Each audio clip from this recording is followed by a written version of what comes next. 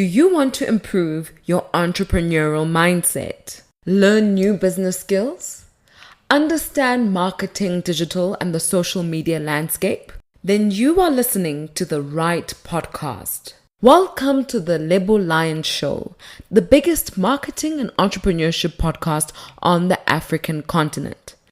Join me, your host, Lebo Lion SA, as we have courageous conversations with entrepreneurs, thought leaders, and marketers that you should know. Subscribe to the Lebo Lion Show on Spotify, Apple Podcasts, or SoundCloud to be the first to get a notification every second Tuesday of the month when we release a new episode. You can even tune in on YouTube at Lebo Lion SA to see a video version of the podcast. Thank you for tuning in and welcome to the Lion Tribe. Yeah. Yeah. Come let me teach you a lesson. Come let me teach you a lesson. Lebo Lion with the tweets. Follow me back to my nest. Lebo Lion with the podcast. Teach you lesson cause I got class. Lebo Lion with the impact. You be lying, that's a real fact. Come let me teach you a lesson. Come let me teach you a lesson. Lebo Lion with the tweets. Follow me back to my nest. Lebo Lion with the podcast. Teach you lesson cause I got class. Lebo Lion with the impact. You be lying, that's a real fact. Come here, let me learn you something. Let me learn you something. Let me learn you something. Come here, let me learn you something. Let me learn you something. Let me learn you something. Let me learn you something. Come here, let me learn you something. Let me learn you something. Let me learn you something. Let me learn you something. Come here, let me learn you something. Let me learn you something. Let me learn you something. Let me learn you something. Come here, let me learn you something. Hi Lion Tribe, welcome to another episode of the Lebo Lion Show. Today we've got a hot topic and it's something that people have been talking about on Twitter for the past couple of days, and I thought I can't miss this train. I definitely have to hop onto it because it talks about something that we talk about quite often on this platform, which is influencer marketing. Now, the conversation they were having on Twitter, or they are having on Twitter, is attempting to be a very layered conversation because it's not just about influencers, it's also about the law, it's also about travel, it's about a lot of things. And the section I want to focus on is the influencer marketing section because this is a marketing and business podcast, and I think a lot of us as business owners and as marketers are starting to incorporate influencer marketing more and more into our strategies and into our businesses. And so we have to understand how this works, because if you do not do it right, it can backfire on you as an influencer or as a company or as a brand. So you want to do it right, because influencer marketing really at the core is all about leveraging on trust.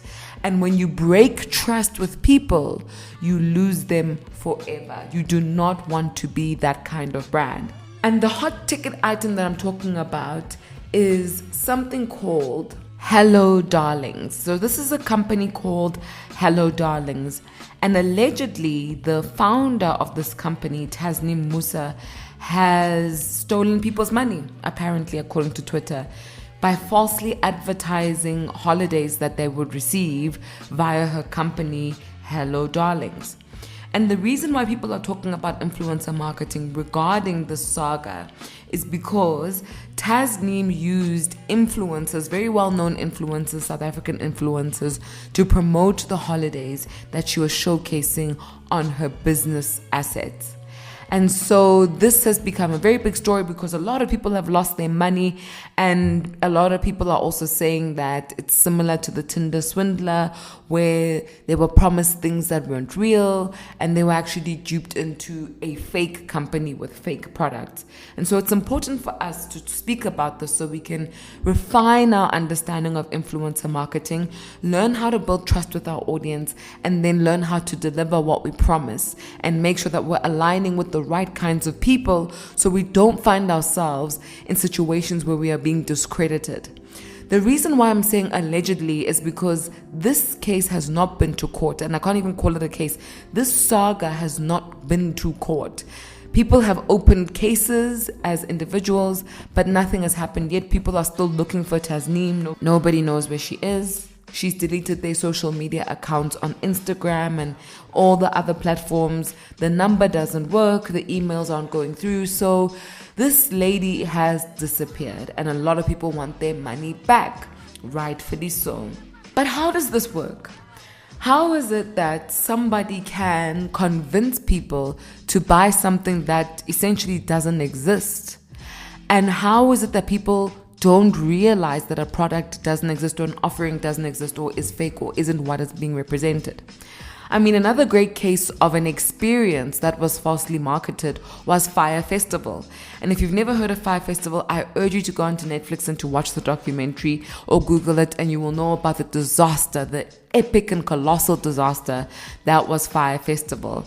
And it was literally an event where they used celebrities, models, and big influencers to market an event that had never happened in a place that hadn't been vetted. And so when the event had to happen, it didn't happen the way that it was supposed to happen. And people spent a lot of money thinking they were going to get this influencer / celebrity model experience of being on yachts and drinking champagne, etc., that they were being shown on Instagram. I mean, people like Kylie Jenner were part of the marketing of this campaign. And so it made people really trust that the messaging they're being showed is real. So how does it happen? You know, a lot of the time when I train people about influencer marketing, and when I say people, I mean the general public, I have one rule, and I think this rule is something we need to normalize in our society, because too many people are trying to protect influencers and not realizing that by protecting any behavior, whether good or bad, actually dilutes the credibility and the value of the profession. Because for something to be valuable, for something to be respected, it has to be honest. And if you want to maintain that, you have to weed out all of the dishonesty and all of the things that make it something that is not credible. But when I teach people about influencer marketing and understanding the social media landscape, what I always say to them, and this is the golden rule, the influencer experience is not the consumer experience. I am going to repeat this again. The influencer experience is not the consumer experience. What does this mean? It means that 9 times out of 10, when you see an influencer posting about an event, a product, or something that they've experienced, this experience has been specifically and deliberately curated so that they can show you the best content and the best elements of this product or service or experience, right? So it doesn't mean that when you go to experience that thing or use that thing or purchase that thing, that you will have the same experience. Because you're coming as a consumer, you're not coming as a VIP guest. What you're seeing being shown by influencers is the VIP experience. And brands have every incentive to make influencers have a VIP experience, because influencers are the people who promote and amplify all the things that a brand has to offer. And so they create the curiosity, the desire, the need that people have to want to come and try that place and spend their money. And the problem with this, the problem with the fact that companies and brands create a VIP exclusive experience for influencers that they don't give to the average customer, is that, in my opinion, it is a form of false marketing. Because as a consumer, I am expecting that I will get a similar experience to the influencer who's showing me what this product or service or place is. And so if I am not getting that when I come to your establishment and I'm just being treated like anybody, then how is that honest representation of what the establishment has to offer, what the brand has to offer? And so I think we also need to start moving away from a world where influencers are going to curated events to showcase a product in a way that the average person would not consume on a day-to-day basis. So for me, if you're going to look at influencers and use them to research places, to research where you want to go, which product you want to consume or who you want to work with, if you want to use influencers as a gauge of how credible something is, make sure that what they're showing you looks like the average person's experience of the place. If they are showing you this and they're showing you that this is my regular experience of this place, then more likely than not, they are showing you a true representation of what that space would be like without cameras, without a brand manager trying to showcase the space in its best light. Now, for some people who don't understand influencer marketing, what I'm saying can sound a bit subjective, It can seem even a bit negative, like why would you see it that way? And luckily for me, on this podcast, I don't speak about things that I don't know or don't have experience of. And this is a very deliberate exercise for me because I feel that when we teach from a place of understanding and experience, we can really help people create meaningful offerings in their own respective hustles. And so as somebody who is a marketer and an influencer, I have been invited to events, but I've also created events. And I can tell you now from the horse's mouth, the proverbial horse's mouth, that we do create specialized experiences for influencers so that when they amplify our brand, the content pops, that it looks great, that it gives you that FOMO, fear of missing out appeal that makes you want to purchase now. Does it mean that that's what you are going to experience? No. Does it mean you're going to get great service? No. Even the waiters know these are important guests. These are VIPs. They're going to be on camera. We need to behave. Does it mean they're going to behave when an average regular person comes? I don't know. It's a roll of the dice. And so you have to be very careful that you are not just trusting influencers because they are people you like. The important thing about influencer marketing, or the thing I want us to focus on the most about influencer marketing, is the true value of influencer marketing lies in the relationship that influencers have with their audience. The reason why that relationship is so valuable is because of the trust. What studies have found is that when celebrities market a product versus an influencer, people tend to trust the influencer more because they have a more devoted and open and trusting relationship with the influencer than they do with the celebrity. So in a person's mind, they're thinking, oh, the celebrity is just advertising to me. But when they see the influencer, they're thinking, oh, that could be me. This is my friend or someone I like showing me something that I could also attain. And because of that relationship, because of the trust value, the trust quotient of the relationship between a consumer and an influencer, it's very important that brands also take this seriously. It's important that influencers understand their power and use it for good. I actually tweeted about this on Twitter a few days ago, and I was asking if influencers need to be socially responsible with the brands and the products that they choose to promote. Do they have a social responsibility to the public to sell us and promote us things that are vetted, things that are safe for consumption, things that will not harm us? And from my personal opinion, I think they do. And it's not a complicated situation. I think once we say they do, people say, oh, but how would she know? Her job is just to promote. But your job is not just to promote. Your job as an influencer is actually to nurture the relationship you have with your customers, because your customers are what brands are looking for. So you protect your relationship with your customers, your audience, before you try to seek commercial opportunities. Because you understand that your audience is what allows you to unlock commercial opportunities.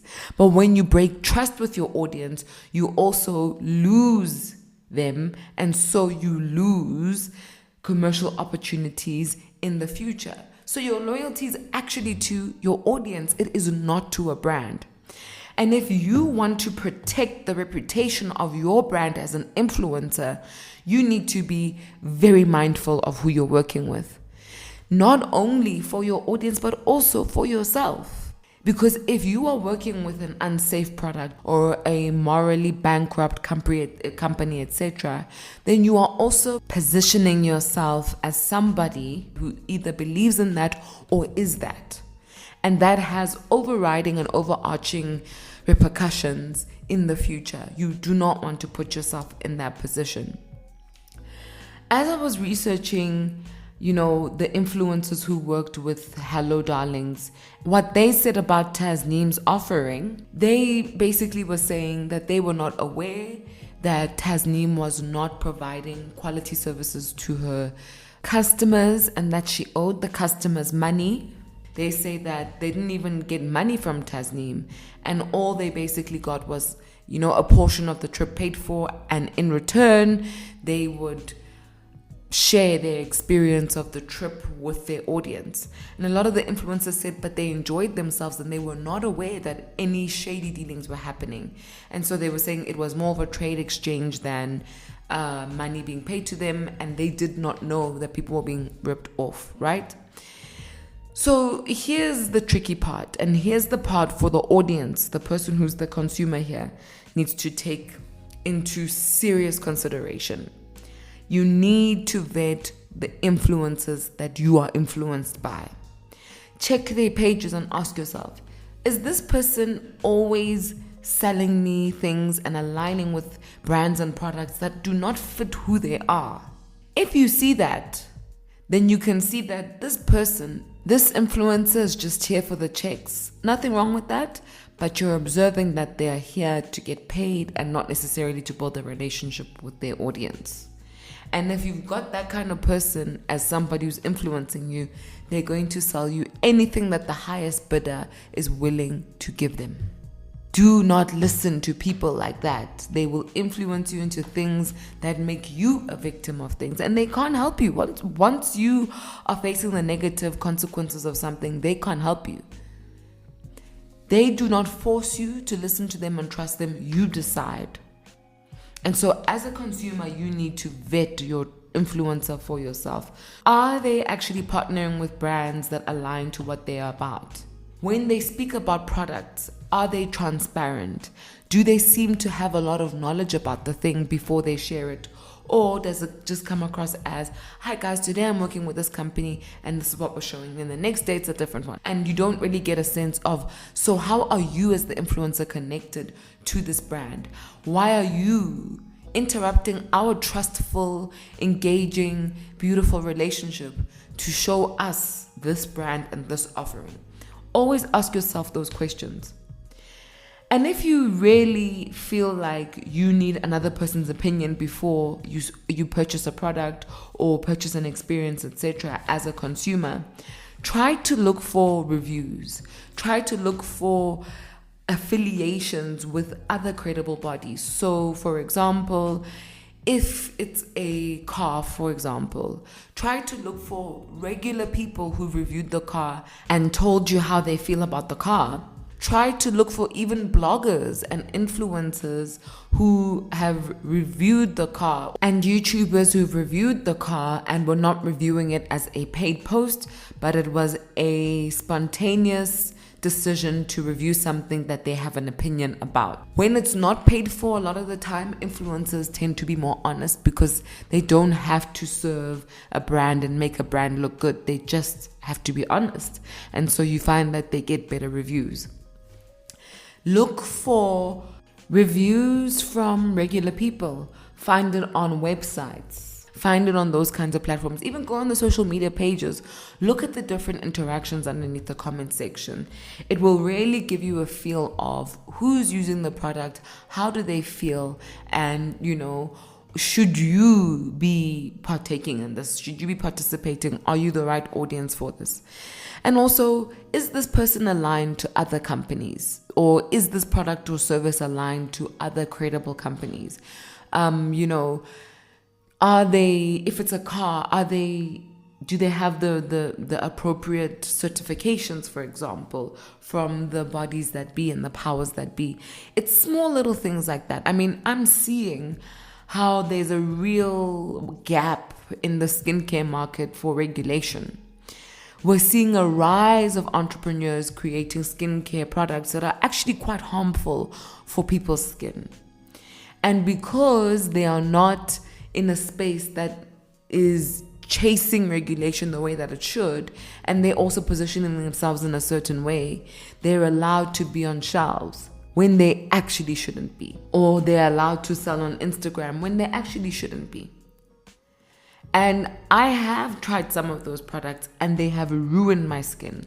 And I've had to go to my dermatologist who said, you're not the first person who's come with this. I've actually had 50 other clients who came using the same skincare brand. And do you know what got me? What got me to feel like these brands might be credible? It was the fact that they had a lot of followers on Instagram. It was the fact that the founders were famous and that their brand was accessible anywhere. So like in retail shops, online, etc. And it was the fact that they had influencers who had a lot of followers repping the brand or promoting the brand. And so when you look at all of these things, the mix screams credibility, right? It screams, you can trust me. But all of those things are things that can be manufactured and manipulated. You can PR yourself into a famous founder. So a famous founder doesn't mean anything actually. It doesn't mean that what you're going to get is a quality product.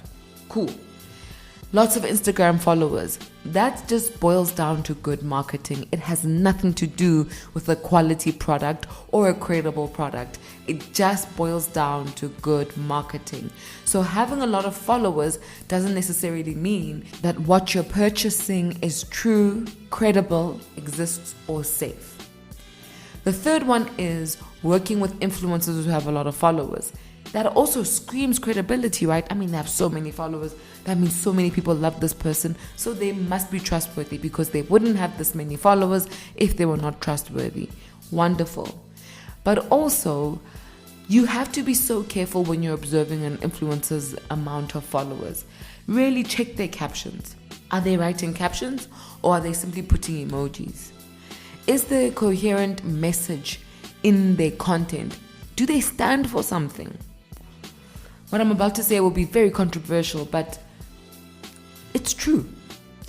If you are following pages of people who are just showing you their pretty faces or their muscles or whatever all day, and there is no storyline behind that, and you can't really tell what it is they believe in, what it is they're here to do, then 9 times out of 10, they are just there to be popular, and so they will sell anything that amplifies their popularity and makes them credible.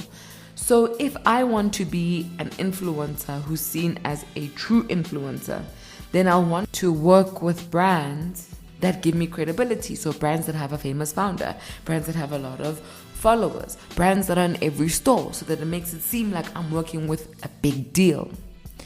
Don't get dribbled by big dealness. Don't get dribbled by hype. Do not get dribbled by hype, guys.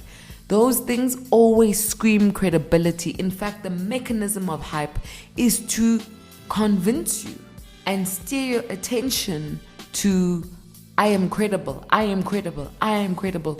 Look at the house I have. Look at the car I have. Look at the friends I have. I'm credible, I'm credible. But those things are just performative indicators of credibility. They are not true indicators of credibility. I mean, if any of you are avid Netflix viewers, you'll know that there's a show that's trending right now called Inventing Anna. And she's also in prison, and it's a true story. She's in prison for faking, inverted commas, her identity and convincing wealthy people and socialites in New York that she was an heiress who had all this money, etc., etc. And she did this by leaning into the superficial things that people believe create credibility. So we see this quite often on Instagram, especially if I show you my fancy car, living in my fancy house, with my designer bag, and my famous friends. You will assume that I am credible. You will assume that anything I touch turns to gold. And I want everybody listening to be very aware that I'm saying you will assume, which means that it's not the person who's swindling you who is going to suffer the negative consequences. It's going to be you because you are making the assumption. They are just presenting things. They are just appealing to your prejudice. They're appealing to your perspective.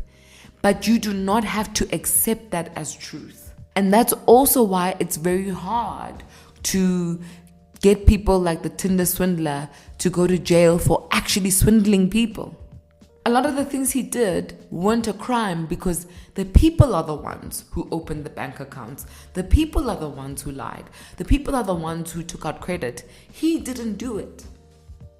He didn't hold a gun to their head. He didn't pressure them to do it half the time. And even if he did, it's very hard to prove that. So there's so many things. You are the one who allows people to convince you that the superficial indicators of credibility are truth.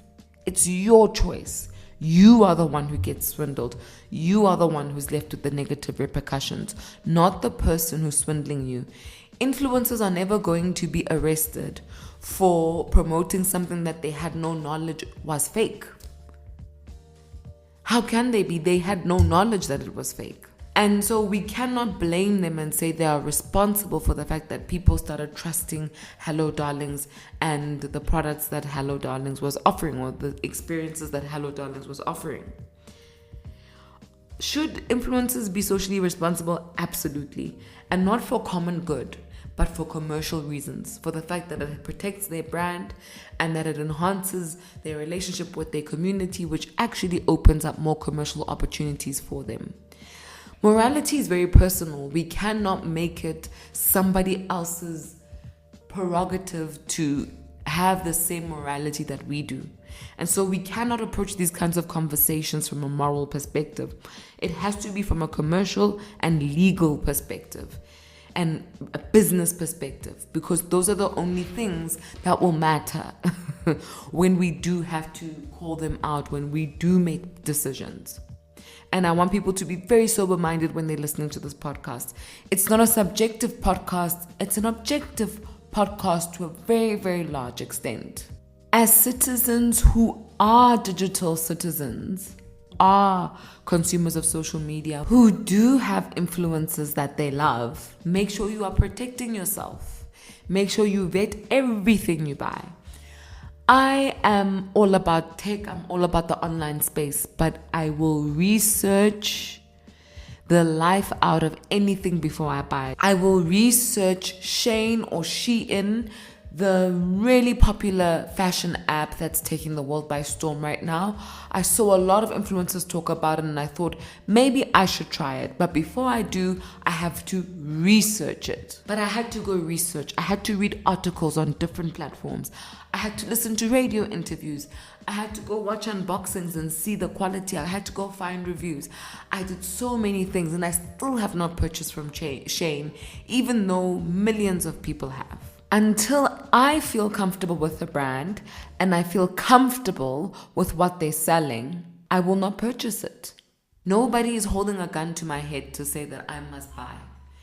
And because I have the emotional maturity to say what other people are finding cool and what everybody's part of doesn't have to be what I'm about all the time. I am allowed to be individualistic in my decision making. I am allowed to make decisions that are different to other people. Be a leader for your own life. Leaders do not follow trends, they create trends. You set the standard in your life and then you find things that actually fall within the standard. Don't try to go outside of it because you will never find peace there. You will never find anything good outside of that. Maintain your standards. Don't allow yourself as a consumer to be dribbled. And as a business or a brand that wants to work with influencers, I beg you, this is of utmost importance. Please stop working with influencers for their numbers and start working with them for the synergy that they have with your brand. Please, let's make these collaborations, let's make these connections authentic. Let's make them relevant. Let's make them honest. Let's make them about building relationships on a long-term perspective. Too many of us as entrepreneurs and brand managers are just chasing clout. We're chasing short-term visibility and we're calling it long-term gains because we want to make it seem like our tenure as the head of branding or marketing or as the entrepreneur now was incredibly successful. And I personally believe that the true success of a brand is in its ability to continue to exist even after the original founders made it happen, even after unexplainable events and unpredictable events like COVID happen. When something can sustain itself for a long time, then you know it's a success. But in the first 10 years, it's honestly just a business that's trying to survive, and some of them have a lot of hype. Once again, these opinions are going to hurt a lot of people and they're going to make a lot of people feel upset. But this is not the Let's Be Friends with Lebo Lion podcast. This is the Lebo Lion show. And we have honest conversations. And I urge you and I implore you to do your research and really try to decide where you stand on this matter. I think that consumers need to be more responsible for the decisions that they make. And I also think influencers need to be more responsible for the brand collaborations they allow to be on their pages. Once we can start working in integrity and stop using superficial indicators of success and credibility as our core strategic drivers to success, we will really see how businesses can truly unlock the value of influencer marketing. I really believe in influencer marketing. I really believe in the idea that trust sells anything. Trust builds relationships. Trust sets the foundation for legacy. Trust is the mechanism that makes word of mouth marketing the beast that it is. Word of mouth marketing is powerful because it's people who trust each other recommending something to each other or making each other aware of something. So it is unfortunate that people were scammed by, or allegedly scammed by, the Hello Darling company led by Tasneem. And I hope that all of us are going to use this as a lesson to be more woke digital citizens, more informed digital citizens who do their research, who speak to other people, who check, and who use Lebo Lion's golden rule, which is the influencer experience is not the consumer experience. Never think that what you see an influencer experiencing is what you're going to experience after you have paid. 9 times out of 10, that is not the case. I love you guys. Thank you for always tuning into this podcast. Let's keep being the disruptors that we are. Let's keep making way. Let's keep building lives that we love and businesses that we love. And until the next podcast, remember, the best way to eat an elephant is 1 bite at a time. Stay safe. Hi, tribe. Before you go, I need to tell you something. I've written a book and it's called Audacity. This is a life guide for anyone who wants a consistent mentor, a friend, a mother, a sister, just a voice of reason that allows them to have the audacity to pursue the life of their dreams unapologetically. All you have to do to purchase a copy of Audacity is go to www.lebolion.com/book. That's www.lebolion.com/book. Join thousands of people as they pursue the lives that they dream of and become the people that they've always wanted to become. Thank you for your support, and I can't wait to engage with you on our Audacity page on Instagram @Audacity the book, where we will be engaging in conversations, experiences, and moments that allow us to connect with each other and build a tribe of audacious, courageous individuals.